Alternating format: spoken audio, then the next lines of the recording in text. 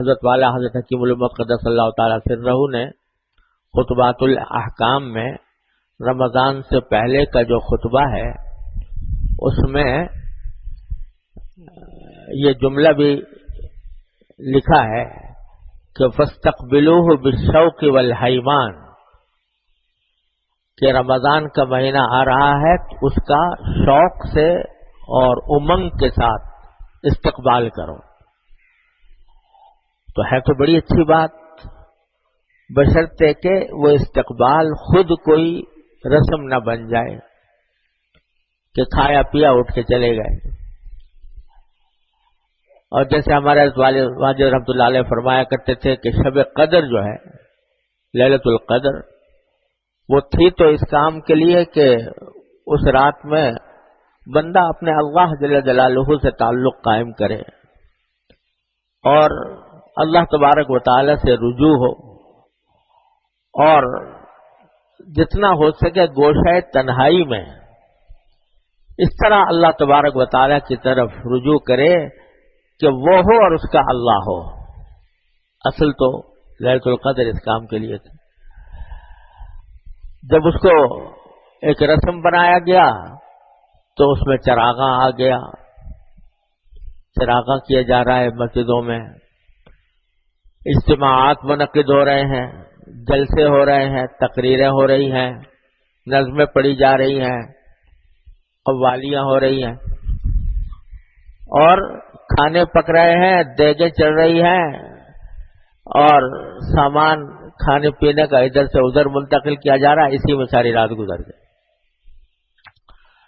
تو اللہ بچائے، جب کسی عبادت کو شیطان بگاڑنا چاہتا ہے تو اس طرح کی باتیں، عنوان اچھا ہوتا ہے لیکن اس کے پیچھے اس عبادت کی روح کو مفقود کر دیتا ہے.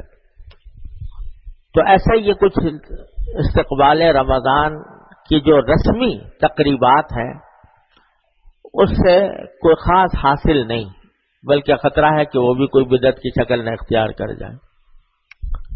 اصل استقبال یہ ہے کہ آدمی یہ سوچے کہ یہ مہینہ جو آنے والا ہے یہ اللہ جل جلالہ کا کتنا بڑا انعام ہے اور کیوں بھیجا گیا ہے، اور جس مقصد کے لیے بھیجا گیا ہے اس مقصد کو حاصل کرنے کے لیے مجھے کیا تیاری کرنی چاہیے ابھی سے. وہ تیاری اور اس کی قدردانی اور پہلے سے اس کے لیے اپنے ذہن کو، اپنے نظام عمل کو تیار کرنا، یہ ہے حقیقت میں استقبال، جس کو فرمایا حضرت والا نے خطبۃ الاحکام میں کہ فاستقبلوہ بالشوق والحیمان، کہ ذوق و شوق کے ساتھ، امنگ کے ساتھ اس کا استقبال کرو. ایسا استقبال کہ نبی کریم سرور عالم صلی اللہ علیہ وسلم 3 مہینے پہلے، 2 مہینے پہلے رجب کا چاند دیکھ کر فرما رہے ہیں کہ اللہم بارک لنا فی رجب و شعبان وبلغنا رمضان. پہلے سے اشتیاق ہے، پہلے سے انتظار ہے، اور اشتیاق کے عالم میں یہ دعا فرما رہے ہیں کہ یا اللہ ہماری عمر اتنی کر دیجئے کہ ہم رمضان تک پہنچ جائیں، رمضان کی ساعتیں ہمیں نصیب ہو جائیں. یہ ہے استقبال. تو اس کے لیے ضروری ہے کہ ذرا سا رمضان المبارک کی جو حقیقت ہے اس پر نظر ڈال کر اس کے مطابق اپنے آپ کو تیار کرنے کی فکر کی جائے. رمضان المبارک کیا ہے؟ بظاہر تو عام دنوں کے مقابلے میں اس میں 2 ہی چیزیں زیادہ ہیں، ایک روزہ، ایک تراویح. یہی بنیادی خصوصیت ہے رمضان کی. ان اللہ افترض علیکم قیامہ وسننت لکم صیامہ، رسول اللہ صلی اللہ علیہ وسلم نے فرمایا کہ اللہ تبارک و تعالیٰ نے اس کے روزے فرض فرمائے ہیں اور میں نے اس کے قیام کو تمہارے لیے سنت قرار دے دیا ہے، یعنی تراویح کی نماز کو. تو ظاہری طور پر تو بنیادی جو عبادتیں اس رات میں عام دنوں کے ان دنوں میں عام دنوں سے زیادہ مقرر کی گئی ہیں وہ روزہ اور تراویح ہے. لیکن اگر ذرا غور سے دیکھا جائے اور نظر غائب ڈالی جائے تو اس پورے مہینے کو اللہ تبارک و تعالی نے ہماری صفائی کا، تزکیے کا، ہماری اوور ہالنگ کا مہینہ بنایا ہے اور ایک تربیت سے گزارا ہے اس مہینے کے اندر ہم سب کو.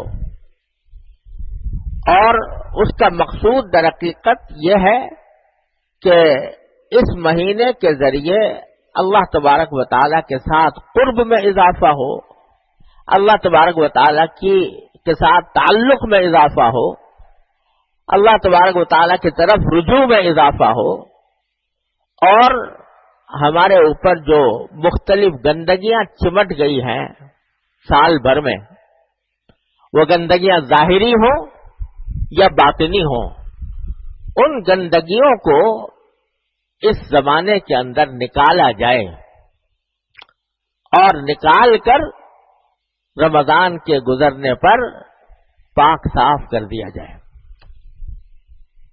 اور تفصیل اس کی تھوڑی سی یہ ہے کہ یہ تو ہر مسلمان جانتا ہے کہ اللہ تبارک و تعالی نے انسان کے اس دنیا میں آنے کا بنیادی مقصد جو بیان فرمایا ہے وہ کیا ہے؟ وَمَا خَلَقْتُ الْجِنَّ وَالْإِنسَ إِلَّا لِيَعْبُدُونَ، کہ میں نے جنات کو اور انسانوں کو اسی کام کے لیے پیدا کیا ہے.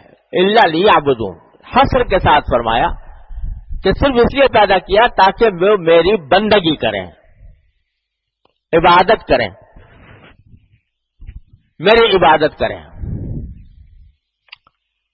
تو ساری زندگی کا بنیادی مقصد عبادت ہے. انسان کو بھی اس لیے پیدا کیا، جنات کو بھی اس لیے پیدا کیا کہ اللہ تبارک و تعالیٰ کی وہ عبادت کریں زندگی میں. یعنی یہ جو سلسلہ جاری ہے نا کہ انسان دنیا میں آتا ہے، بچہ ہوتا ہے، جوان ہوتا ہے، اڈھیڑ ہو جاتا ہے، بوڑھا ہو جاتا ہے، مر جاتا ہے، دنیا سے چلا جاتا ہے. یہ سلسلہ جاری ہے. کب سے جاری ہے اور کب تک جاری رہے گا؟ تو یہ سب بتا رہا ہے کہ یہ ساری زندگی جو کچھ بھی ہم گزار رہے ہیں یہ کوئی منزل نہیں ہے، یہ کوئی سفر ہے کسی منزل کی طرف. یہ سفر ہے، یہ کوئی بذات خود جائے قرار نہیں، یہ بذات خود ہمیشہ رہنے کی جگہ نہیں، یہ بذات خود دل لگانے کی جگہ نہیں، بلکہ یہ سارا جو کچھ بھی زندگی کے لمحات ہمیں میسر ہے یہ ایک سفر ہے جو چل رہا ہے.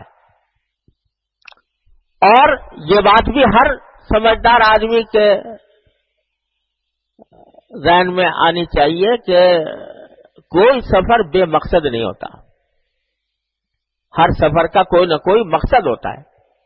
اگر آپ یہاں سے لاہور جاؤ یا راولپنڈی جاؤ یا پشاور جاؤ تو کوئی نہ کوئی مقصد ذہن میں ہوگا. کوئی تجارت کے لیے جائے گا، کوئی اپنے عزیزوں سے ملنے کے لیے جائے گا، کوئی دوستوں سے ملنے کے لیے جائے گا، کوئی طالب علم کے لیے جائے گا، کوئی سیر و سیاحت کے لیے جائے گا، لیکن کچھ نہ کچھ مقصد تو ہوگا. ایسا تو کوئی دنیا میں پاگل ہی ہوگا کہ چل کھڑا ہو اور اس کا کوئی مقصد نہ ہو.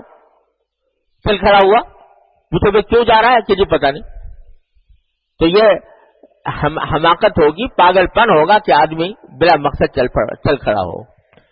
تو یہ ہماری زندگی کا جو سفر ہے جو ہر آن طے ہو رہا ہے اور نہ جانے کس وقت ختم ہو جائے، اس کا مقصد بنیادی اللہ تبارک و تعالی نے بیان فرما دیا کہ تمہارے اس سفر کا مقصد ہے بندگی، عبادت، میری عبادت کرنا. اس لیے پیدا کیا ہم نے تم کو. تو اس کا تقاضا تو یہ تھا کہ ہمارے سال کے 12 مہینے اور مہینے کے 30 دن اور دن کے 24 گھنٹے ہر وقت ہم عبادت ہی میں مشغول رہتے. کوئی اور کام کرنے کی اجازت نہ ہوتی، کیونکہ مقصد ہی ہے زندگی کا۔ لیکن اللہ جل جلالہ نے اپنے فضل و کرم سے کچھ ایسا نظام ہم کمزوروں کے لیے بنا دیا کہ بنایا تو تھا عبادت کے لیے، لیکن عبادت کرنے کے ساتھ ساتھ اس کو عبادت کو کے ساتھ ہماری جو ضروریات لگی ہوئی ہیں زندگی کی، کھانے کی، پینے کی، کمانے کی، لوگوں کے ساتھ ملنے جلنے کی، ہنسنے بولنے کی، ان تمام ضروریات کو بھی اللہ تبارک و تعالی نے اپنے فضل و کرم سے جائز قرار دے دیا کہ چلو جب تمہارے ساتھ ہم نے یہ حاجتیں پیدا کی ہیں تو ان حاجتوں کو پورا کرنا بھی تمہارے لیے جائز ہے، حلال ہے۔ بلکہ اپنے فضل و کرم سے ایسا کیا کہ ان جائز حاجتوں کو بھی اخلاص کی برکت سے، نیت کی درستی کی برکت سے فرما دیا کہ ان کو بھی ہم تمہارے لیے عبادتوں میں لکھ دیں گے۔ اگر نیت صحیح کر لی تو ان کو بھی عبادتوں میں لکھ دیں گے، یہ بھی عبادت قرار پا جائیں گے۔